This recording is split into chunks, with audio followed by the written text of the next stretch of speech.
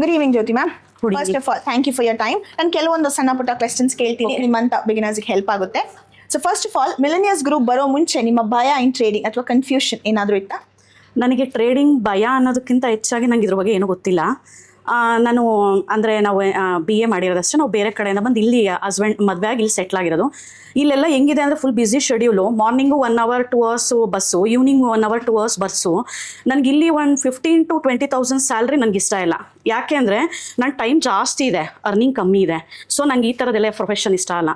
ನಾನು 10 yearsಯಿಂದ ಸುಮ್ಮನೆ ಇದ್ದೀನಿ ಹೌಸ್ ವೈಫ್. ಆದರೆ ನಾನು ಬಿಸ್ನೆಸ್ಸೇ ಬೇಕು. ನನಗೆ ನಾನು ಚೆನ್ನಾಗಿ ದುಡಿಬೇಕು, ಅದು ಏನಾರ ಆಗಿರ್ಬೋದು, ಬಟ್ ಲೀಗಲಾಗಿ ಚೆನ್ನಾಗಿರಬೇಕು ಅಂತ ನನ್ನ ಆಸೆ. ಸೊ ನಮ್ಮ ಹಸ್ಬೆಂಡ್ ಇಷ್ಟು ದಿವಸ ಸರ್ಚ್ ಮಾಡಿ ಮಧ್ಯ ಒಂದು ಕರೋನಾ ಎಲ್ಲ ಆದಮೇಲೆ ಮಗು ಚಿಕ್ಕವಳಿದ್ದು ಈಗ ದೊಡ್ಡವಳು ಆದಮೇಲೆ ನೀನು ದುಡಿಬೇಕು, ಸೊ ನಿನ್ನ ಲೆವೆಲ್ಗಿರಲಿ ಅಂತ ಅವ್ರು ಹುಡುಕಿ ನನ್ನ ಸೇರಿಸಿದ್ದಾರೆ. Okay, lovely, great. ಸೊ ಇಲ್ಲಿ ನೀವು ಬಿಗಿನರ್ ಅಂತ ಹೇಳಿದ್ರಿ. ಸೊ ಟ್ರೇಡಿಂಗ್ ಅಲ್ಲಿ ನಿಮ್ಗೆ ಈ ಟಾಪಿಕ್ ತುಂಬಾ ಕನ್ಫ್ಯೂಸಿಂಗ್ ಅಥವಾ ಎಷ್ಟು ಅರ್ಥ ಆಗ್ತಿರ್ಲಿಲ್ಲ, ಈಗ ಸುಲಭವಾಗಿ ಅರ್ಥ ಆಗಿದೆ ಅಂತ ಏನಾದ್ರು ಇದೆಯಾ? ಅರ್ಥ ಆಗ್ತಿಲ್ಲ ಅಂದರೆ ಯಾವುದೇ ಒಂದು ವಿಚಾರ ಆದರೂ ಯಾರಿಗೂ ಏನು ಗೊತ್ತಿರಲ್ಲ. ಕಲಿಯುವಾಗೆಲ್ಲ ಮಹಾವಿದ್ಯೆನೆ, ಕಲ್ತ ಮೇಲೆ ಕೋತಿ ವಿದ್ಯೆನೆ. ಕಲಿಬೇಕು ಅಂತ ಡಿಸೈಡ್ ಆಗಿದ್ದೀನಿ. ನಂಗೆ ಮೋಟಿವೇಟ್ ಮಾಡೋದು ನಮ್ಮ ಹಸ್ಬೆಂಡ್ ಇದ್ದಾರೆ.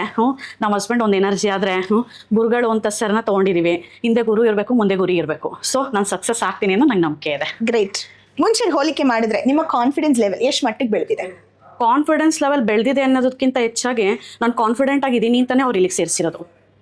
ಅವ್ರು ಹೇಳಿದ್ರು ನನಗೆ ನಾ ಎಷ್ಟು ದುಡ್ಡಿದೆ ಸ್ಟಾಕ್ ಮಾರ್ಕೆಟಲ್ಲಿ ಅಂದರೆ, ಅವರು ಎಲ್ಲ ತಿಳ್ಕೊಂಡಾದ್ಮೇಲೆ ಎಷ್ಟಿದೆ ಅಂದರೆ, ಬಟ್ ನಂಗೆ ಇದ್ರ ಬಗ್ಗೆ ಏನೂ ಐಡಿಯಾ ಇಲ್ಲ. ನನಗೆ ಎಷ್ಟಿದೆ ಅಂತಂದರೆ ಸಮುದ್ರ ಇದು. ನಿಂದು ನಾಲೆಡ್ಜ್ ಹೆಂಗೆ ಇಂಪ್ರೂವ್ ಆಗಬೇಕು ಅಂತಂದರೆ, ಸೊ ಇದಕ್ಕೊಂದು ಪ್ರೊಸೀಜರ್ ಇರುತ್ತೆ. ಮುಂಚೆ ಎಲ್ಲ ಗುರುಗಳಿಗೆ ಕಲ್ತಾದ್ಮೇಲೆ ಸಂಭಾವನೆ ಕೊಡ್ತಾ ಇದ್ವಿ, ಬಟ್ ಸಂಭಾವನೆ ಕೊಟ್ಟು ಕಲಿಯಕ್ಕೆ ಬಂದಿದ್ದೀವಿ. ಸೊ ಇದು ಹೆಂಗಿದೆ ಅಂತಂದರೆ, ನೋಡು, ಸ್ಪೂನಲ್ಲಿ ತೆಗಿತೀಯಾ ಇಲ್ಲ ಸೌಟಲ್ಲಿ ತೆಗಿತೀಯಾ ಬಕೆಟಲ್ಲಿ ತೆಗಿತೀಯಾ, ನಿನ್ನ ಕೆಪಾಸಿಟಿ. ಸೊ ನಿಂಗೆ ಆ ಕೆಪಾಸಿಟಿ ಇದೆ, ನನಗೆ ಕೆಪಾಸಿಟಿ ಇದೆ ಅಂತಲೇ ಕಳಿಸಿದ್ದಾರೆ. Okay, great. ನಿಮ್ಮಂಥ ಬಿಗಿನರ್ಸು ಈ 3 ದಿನ ಸೆಮಿನಾರ್ ಏನಕ್ಕೆ ಅಟೆಂಡ್ ಮಾಡಬೇಕು? 3 ದಿನ ಸೆಮಿನಾರ್ ಏನಕ್ಕೆ ಅಟೆಂಡ್ ಮಾಡಬೇಕು ಅಂದರೆ, ನಮ್ಗೆ ಇದ್ರ ಬಗ್ಗೆ ನಾಲೆಡ್ಜ್ ಇರಲ್ಲ.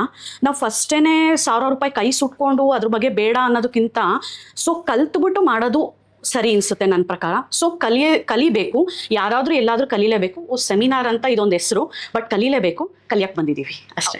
ಸೊ 3 ದಿನದಿಂದ ಮೋಹನ್ ಸರ್ನ ನಿಮ್ಗೆ ಪರಿಚಯ ಆಗಿದೆ, ನಿಮ್ಮ ಹಸ್ಬೆಂಡ್ಗೂ ಕೂಡ ಅವ್ರನ್ನ ನೋಡಿ ಪರಿಚಯ ಆಗಿದೆ. ಸೊ ಅವ್ರ ಬಗ್ಗೆ ಏನಾದರೂ ಹೇಳಕ್ಕೆ ಇಷ್ಟಪಡ್ತೀರಾ? ಮೋಹನ್ ಸರ್ ಬಗ್ಗೆ ಹೇಳಬೇಕು ಅಂತಂದರೆ, ಸ್ಟಾರ್ಟಿಂಗ್ ಮಾತಾಡುವಾಗ ಫುಲ್ ಅವ್ರಿಗೆ ಸೆಲ್ಫಿಶ್, ಅವ್ರ ಬಗ್ಗೆ ಅವ್ರು ಹೇಳ್ಕೊಂತಾರೆ ಅಂತ ಅನ್ಸೋದು.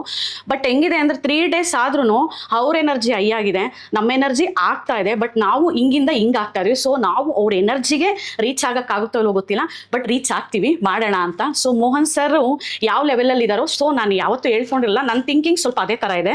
ಸೊ ನಂಗೆ ತುಂಬ ಇಷ್ಟ ಆದರು. ಮೋಹನ್ ಸರ್ ಬಗ್ಗೆ ಮಾತಾಡೋದಾದರೆ, ಅವ್ರ ಎನರ್ಜಿಗೆ ನಾವು ಏನು ಕೊಟ್ಟರು ಸಾಲದು. ಫಸ್ಟ್ ಅದು ಅಪ್ರಿಷಿಯೇಷನ್. ಲವ್ಲಿ.